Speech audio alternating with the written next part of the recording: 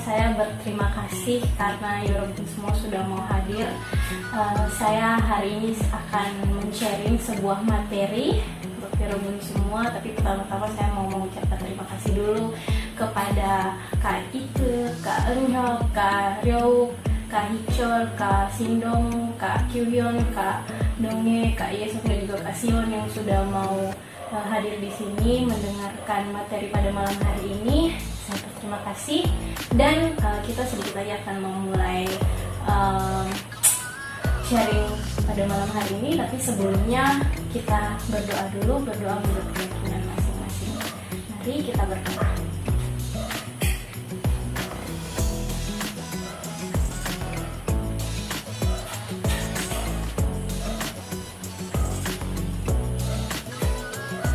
Ya, selesai.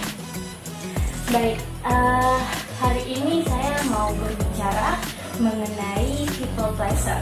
Ya, materinya tentang people pleaser. Aku yang selalu bilang iya.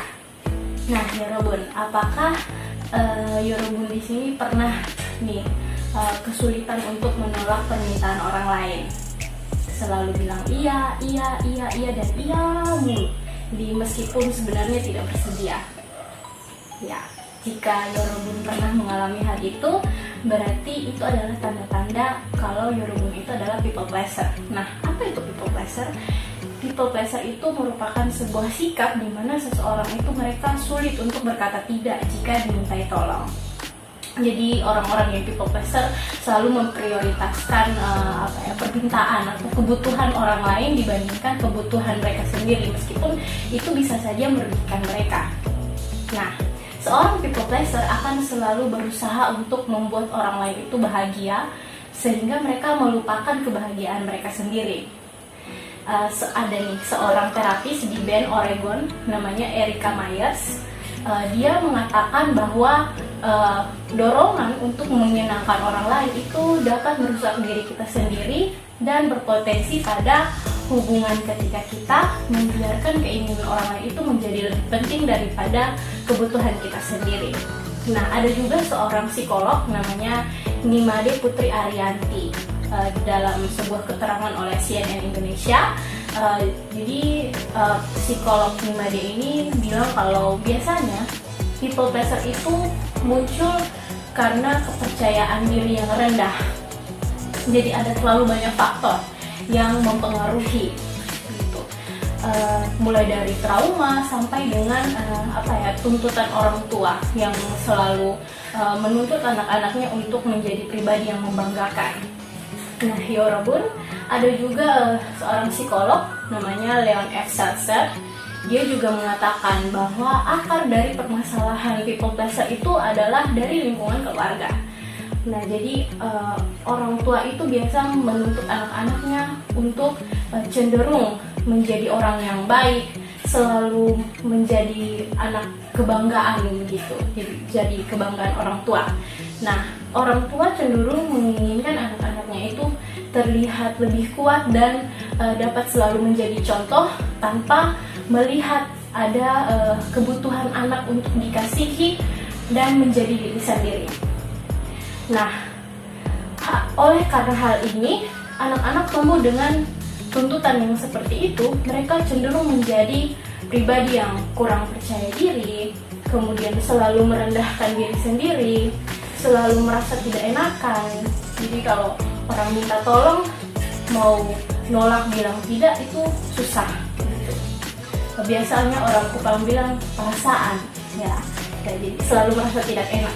Kemudian sering minta maaf meski tidak salah gitu. Kemudian selalu merasa bersalah setelah melakukan sesuatu, meskipun sebenarnya tidak salah, tapi selalu dihantui rasa bersalah. Kemudian mereka juga pada akhirnya itu dalam setiap hal mereka memerlukan validasi dari orang lain karena mereka itu khawatir kalau nanti mereka ditolak dalam lingkungan bersosial. Jadi misalnya kalau kita dalam sebuah lingkungan, kemudian kita perlu kita itu dipuji gitu, dianggap kita perlu untuk ada pengakuan kalau kita bisa. Nah, orang-orang people pleaser cenderung seperti itu. Mereka memerlukan validasi dari orang lain. Kemudian mereka juga tidak yakin tentang apa yang mereka inginkan dan bagaimana cara untuk menjadi diri sendiri. Kemudian mereka juga tidak suka atau selalu menghindari permasalahan, menghindari konflik. Jadi biasa orang Kupang bilang cari aman sah. Nah, seperti itu. Hal-hal tersebut yang menggambarkan ciri seorang people pleaser. Nah, lalu bagaimana nih supaya kita bisa berhenti atau mengurangi sifat-sifat, sikap-sikap yang menunjukkan people pleaser? Saya punya 4 kiat-kiat yang bisa kita lakukan. Yang pertama ada belajar menetapkan batasan. Yang kedua, percaya diri dalam hal menolak. Yang ketiga, berlatih menempatkan diri. Dan yang keempat adalah menemukan validasi dari diri sendiri. Nah, untuk yang pertama adalah belajar menetapkan batasan. Nah, si psikolog Myers tadi, ya, dia mengatakan bahwa mengembangkan batasan yang sehat merupakan langkah dalam mengatasi perilaku menyenangkan orang lain.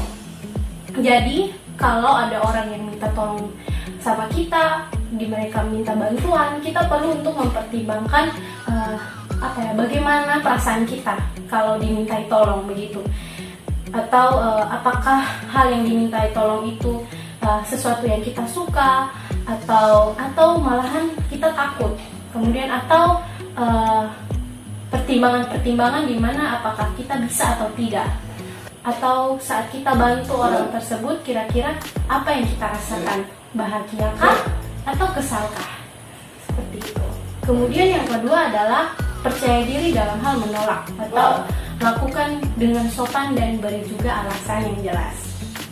Nah, ini merupakan sebuah hal yang paling menonjol buat orang yang people pleaser. Jadi mereka itu kadang-kadang bukannya tidak bisa menolak, tapi mereka kurang percaya diri untuk menolak karena mereka takut menyakiti perasaan orang yang memintai tolong.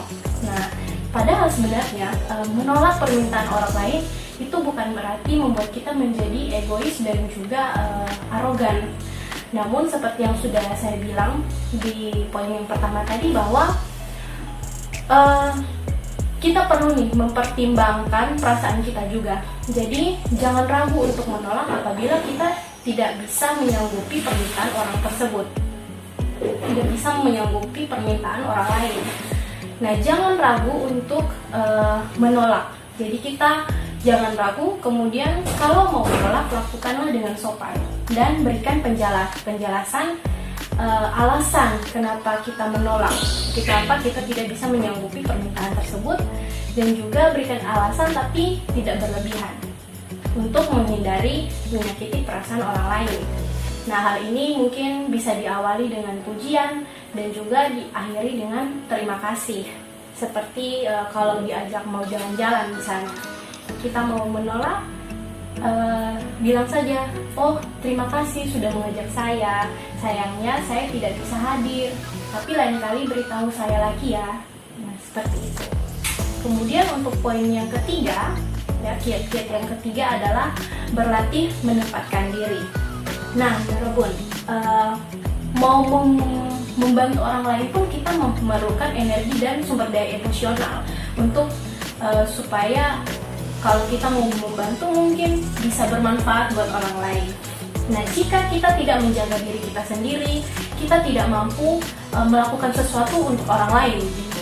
Jadi kita perlu untuk mengutamakan kebutuhan kita sendiri supaya apa yang mau kita bantu, orang yang kita tolong juga merasa bermanfaat begitu. Jadi tidak apa-apa menjadi orang yang memberi dan peduli, namun penting juga untuk kita menghormati dan memenuhi kebutuhan diri kita sendiri. Kemudian poin yang keempat, kiat yang keempat adalah temukan validasi dari diri sendiri. Jadi berhentilah kita untuk mencari validasi dari orang lain.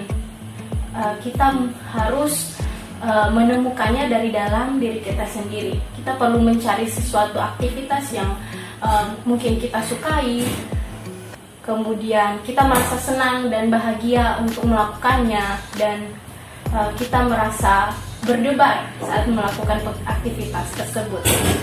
Ya, kemudian bersenang-senang juga dengan teman-teman, dengan lingkungan kita di sekitar, dan yang terpenting adalah nikmati kebahagiaan tersebut tanpa merasa bersalah akan hal tersebut.